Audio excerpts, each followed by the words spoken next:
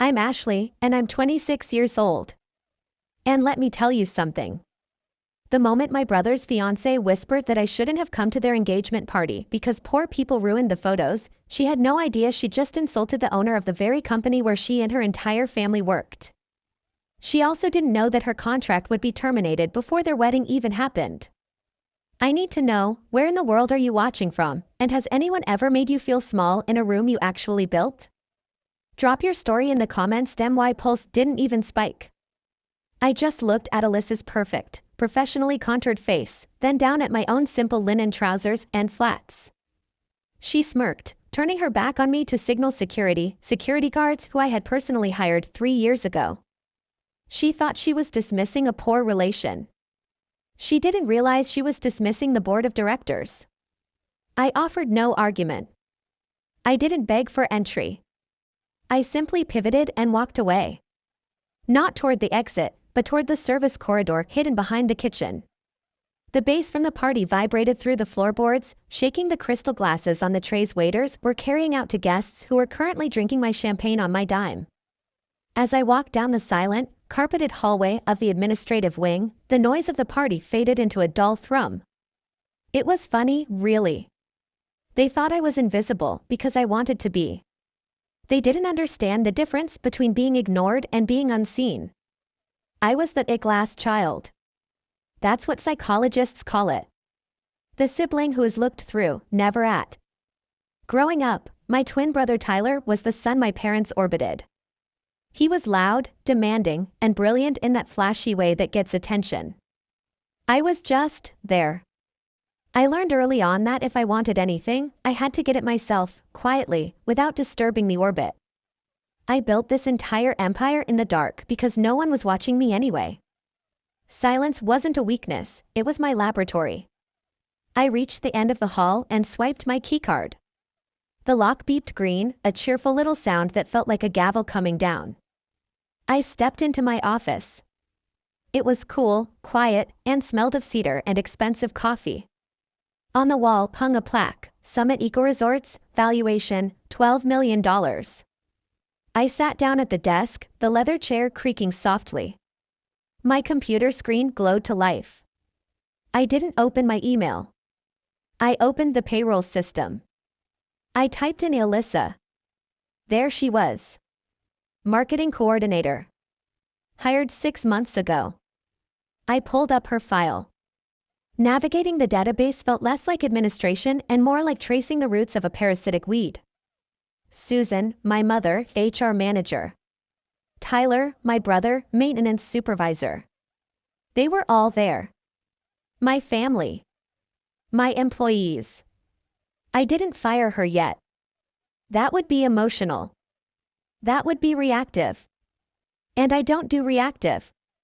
I flagged her account for an immediate, forensic audit. Then I leaned back and watched the cursor blink. It looked like a heartbeat. A very slow, very cold heartbeat. I closed my eyes and let the memory wash over me. 5 years ago. The lawyer's office smelled like dust and old paper. My grandfather's will. My parents sat on one side of the table, holding hands with Tyler. They were vibrating with anticipation. To my grandson, Tyler, the lawyer had read, "I leave the education trust fund, totaling $80,000. My parents had gasped. Tyler had high-fived my dad. They talked about engineering school, about cars, about the future. And to my granddaughter, Ashley, the lawyer continued, peering over his glasses. "I leave the plot of land on Blackwood Ridge." My mother had actually laughed. It was a nervous sound, but it cut. Blackwood Ridge was a joke. It was 5 acres of swampy, mosquito-infested shoreline with a rotted-out summer camp cabin that had been condemned by the county twice. The assessment value was $15,000. Less than the cost of a used Honda. "You can probably sell it for scrap," my dad had said later, clapping me on the shoulder. "Don't worry, Ash. You're smart. You'll figure something out." Figure it out. That was the family motto for me. Tyler got the funding, I got the mandate to figure it out. So I did. I didn't sell it. I moved into a construction trailer on the property. I spent that first winter shivering in a sleeping bag, watching YouTube videos on how to fix dry rot and install plumbing. I ate ramen noodles made with water boiled on a camping stove. I learned that when you have nothing, you have to be everything. I became a carpenter, an electrician, a landscape architect. I turned that rotted cabin into the first glamping suite. I rented it out to tech executives from the city who wanted to feel rugged without being uncomfortable. It booked out for 6 months in the first week. I used that money to build 2 more. Then a lodge. Then I bought the neighboring land. I learned the concept of the iceberg illusion. People only see the tip, the success, the money, the finished product. They don't see the massive, jagged mountain of ice beneath the surface, the frozen nights, the bleeding knuckles, the loneliness. I realized then that if I told my family, they wouldn't see the work. They would only see the money. They would think they were entitled to it because we were family. So I kept it quiet. Loud money buys things, quiet money buys freedom. I created a shell corporation. I hired a management firm. When my parents needed jobs, I told the firm to hire them. They thought they were working for a nameless, faceless corporation. They never knew the signature on their paychecks was mine. The sound of my phone buzzing against the mahogany desk snapped me back to the present. It sounded like an angry insect trapped in a jar. I picked it up. A text from Tyler. "Where did you go? Alyssa says you stormed off. You're ruining the vibe, Ash. Seriously." Then another. "Mom is crying. She says you looked like a homeless person. Why can't you just dress nice for once? You're embarrassing us." And another from Alyssa. "I don't know why you even came if you were just going to be weird. Stay away from the wedding next month. We don't need this negative energy." Then a voice note from my mother. I pressed play. Her voice was shrill, tight with that specific kind of anxiety she only got when appearances were threatened. "Ashley, I don't know what is wrong with you. You have always been difficult. You have always been jealous of Tyler and Alyssa. Just because you haven't made anything of yourself doesn't mean you have to tear them down. You need to apologize. Immediately." I didn't reply. I didn't block them. I let the notifications stack up on the lock screen like a cairn of stones, each one a piece of evidence. I needed them to dig the hole deeper. I needed them to prove, beyond a shadow of a doubt, that their cruelty wasn't a mistake. It was a character trait. I looked at the security monitors on my wall. I could see the party in the glass pavilion. I saw Alyssa laughing, holding a glass of champagne. I saw my mother holding court, looking proud. I saw Tyler high-fiving his friends. They looked so happy. So secure. They thought they were standing on solid ground. They had no idea they were standing on a trapdoor, and I was holding the lever to a sharp knock on the door. "Come in," I said. Marcus, my general manager, walked in. He looked pale. He was holding a file folder like it was a loaded weapon. "Ms. Parker," he said.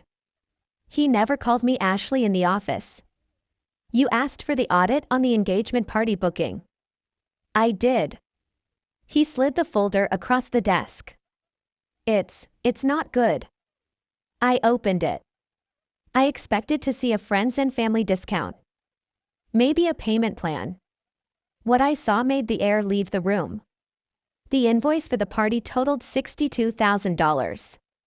Venue rental, premium catering, open bar, live band, custom floral arrangements. And under the payment methods section, it didn't list Tyler's credit card. It didn't list Alyssa's father. It listed Summit Ecoresorts corporate card, marketing department.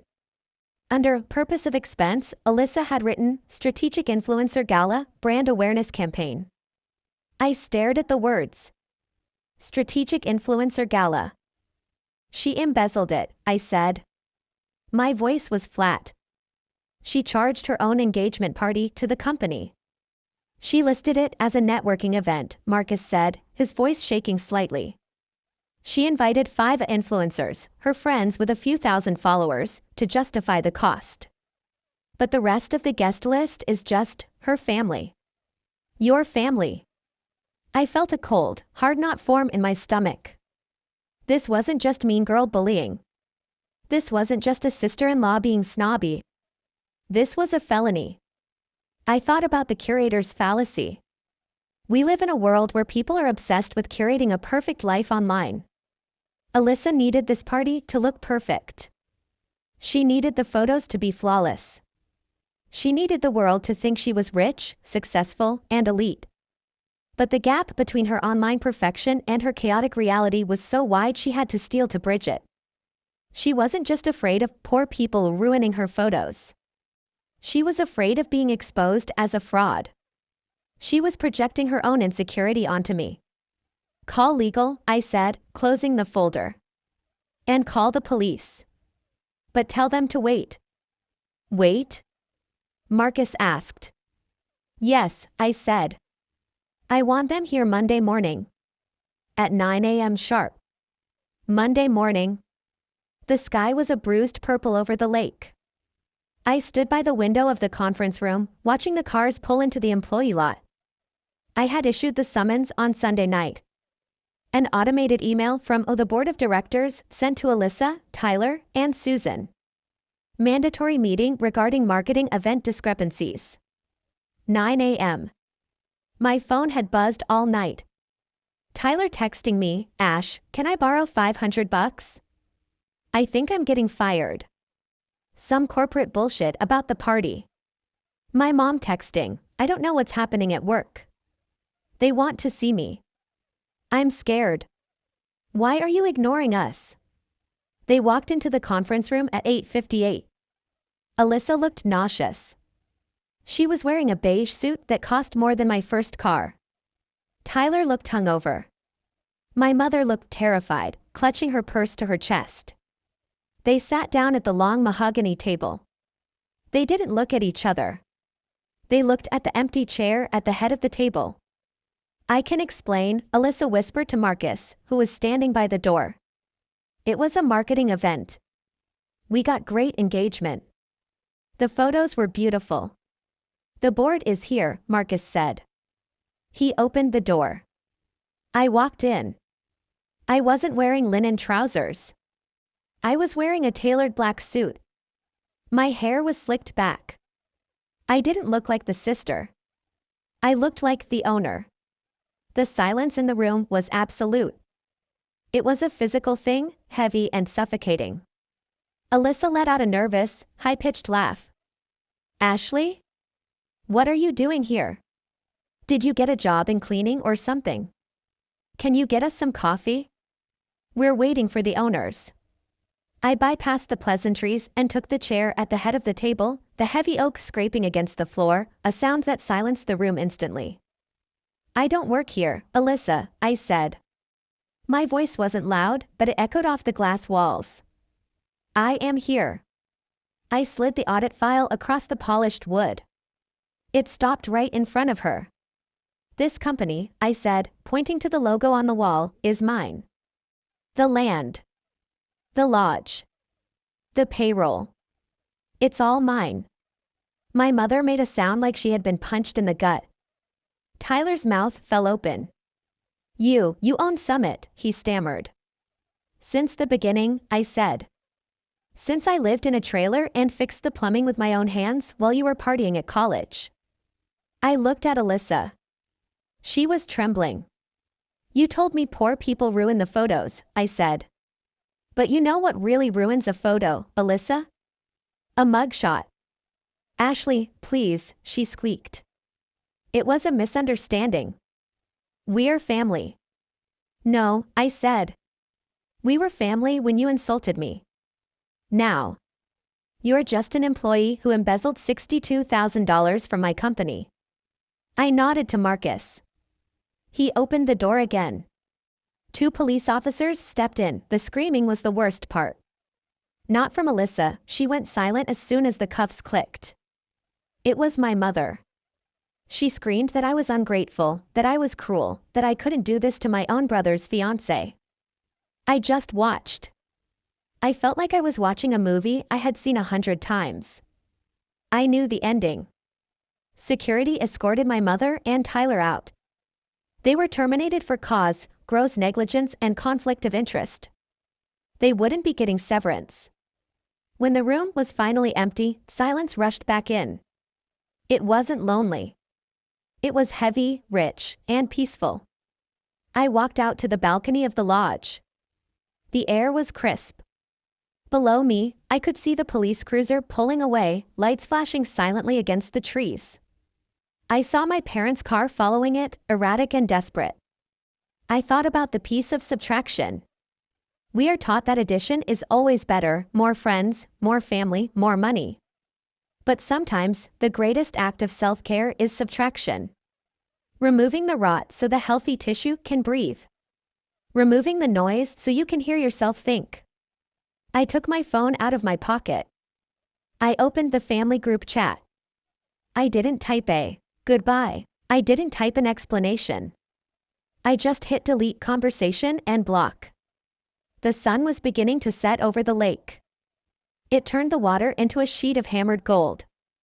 I took a deep breath, filling my lungs with the scent of pine and ownership.